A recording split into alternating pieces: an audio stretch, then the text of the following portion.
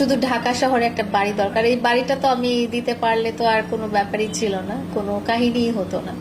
তো আমার সামর্থ্যের মধ্যে বা একটা ছেলের যা যা দরকার, যা যা ফ্যাসিনেশন আছে, সবকিছুই মামুনের আছে। এখন এখন মামুন যদি বলে যে এই বাড়িটা নিলে ওর রাগ কমে যাবে, তাহলে তো ডেফিনেটলি আমি ওকে দিয়ে দিব। এটার ব্যাপারে তো কোনো কোয়েশ্চেনই নাই। ও যদি মনে করে যে আমরা যে বাড়িটাতে ছিলাম এত বছর, এটা যদি আলাদা করে ওকে লিখে দিতে হয়, তাতে সে হ্যাপি হবে, তার হ্যাপিনেসের জন্য তো এতটুকু করাই যেতে পারে, এটা তো কোনো ব্যাপারই। আমি সবসময় মামুনকে আমার লাইফ পার্টনার আর সোলমেট বলে আসছি। তো স্বামী স্ত্রী কথাটা যতটা প্রেসাইজ, তার চেয়ে বেশি প্রেসাইজ হচ্ছে সোলমেট বা লাইফ পার্টনার। তো আমি ডাইরেক্টলি ইনডাইরেক্টলি আমি বলতে চাচ্ছি যে আমরা সোলমেট ছিলাম অলওয়েজ, লাইফ পার্টনার ছিলাম অলওয়েজ। কি কৌশল করেছিলাম, কি কৌশল অবলম্বন করেছিলাম বলেন? এই বিষয়ে তো আমি কিছু বলতেই চাই না, কারণ এটা খুবই নর্মাল যে আপনি আপনার সাথে যিনি থাকবেন, সোলমেট বা লাইফ পার্টনার যে থাকবেন, তাকে আপনি আপনার যতটুকু সামর্থ্য যা যা দেওয়ার তাই দিবেন। তো এখানে আমি আলাদা করে কখনো চিন্তা করিনি যে আমি ওকে এটা দিয়েছি, ওটা দিয়েছি, সেটা দিয়েছি। ওর যা যা প্রাপ্য, ওর যা চাহিদা, আমার যা সামর্থ্য, আমি সবসময় সবটুকু দিতে প্রস্তুত, আমি সবসময়ই দিতে চাই। এখানে আলাদা করে আমি বলতে চাই না যে আমি গাড়ি দিয়েছি, বাইক দিয়েছি, বাড়ি দিয়েছি, এসব কিছু আমি বলতে চাই না। এখানে না আমরা যেহেতু দুজন একসাথেই ছিলাম বাড়িটা করার সময়, এখানে লায়লার টাকা বলে আলাদা করে বলার কিছু নাই আসলে। ওখানে আমরা যখন কিছু ইনকাম করতাম বা আমরা যখন কিছু আর্ন করতাম, তো সেটা পার্টিকুলারলি লায়লার টাকা, মামুনের টাকা, এরকম আসলে আমরা কখনো চিন্তা করতাম না। এটা আমাদের অ্যাসেট, হ্যাঁ, এইভাবেই আমরা চিন্তা করতাম যে এটা আমাদের দুইজনেরই অ্যাসেট। এটা লায়লার টাকায় করা বা এটা লায়লার টাকায় বাড়ি করা, লায়লার টাকায় গাড়ি কেনা, এই ধরনের জিনিসটা আমি আসলে কখনো বলতে চাই না। এরকম আসলে কিছু হতেই পারে না, কারণ আমরা তো তখন একসাথেই ছিলাম, আমরা তো সোলমেট। তো ডেফিনেটলি দুজন মিলেই তো সবকিছু করার কথা।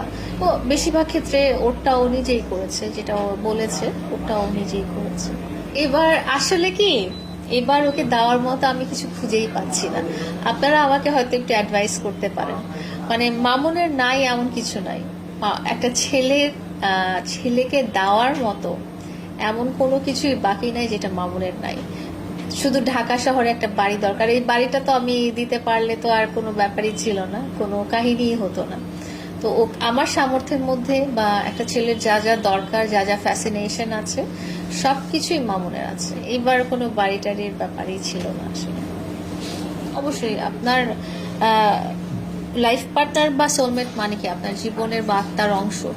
সো তার জন্য তো একটা বাড়ি কোনো ব্যাপারই না আসলে।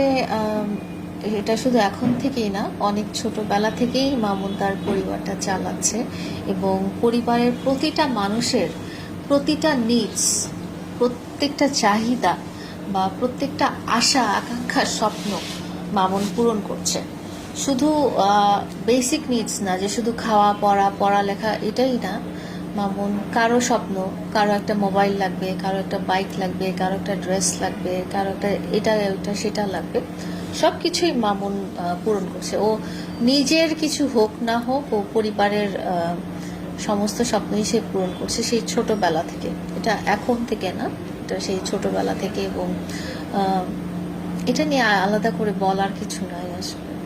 এটাও মামুন আপনাদেরকে ক্ল্যারিফাই করেছে যে যেহেতু সে একজন ব্যবসায়ীর কাছে বিক্রি করেছে, এবং ব্যবসায়ী যিনি আছেন তিনি হয়তো গাড়িটা সেল করবেন, তো এই জিনিসটা সে মেনশন করতে চায়নি যে কত টাকা দামে সে সেল করেছে। বাট আমরা গাড়িটা কিনেছিলাম 12.5 লাখ টাকা দিয়ে। আর এই তো না, মামুন খোলাসা করেছে আপনাদের আরেকটা ভাইয়ার ইন্টারভিউতে মামুন বলেছিল যে যেহেতু একটা ব্যবসায়িক পারপাসে গাড়িটা সেল করা হয়েছে, মানে যার কাছে সেল করা হয়েছে উনিও সেল করবে, সো মামুন এই এক্সাক্ট ফিগারটা সে বলতে চায় না। আমি তো কথা বলিনি,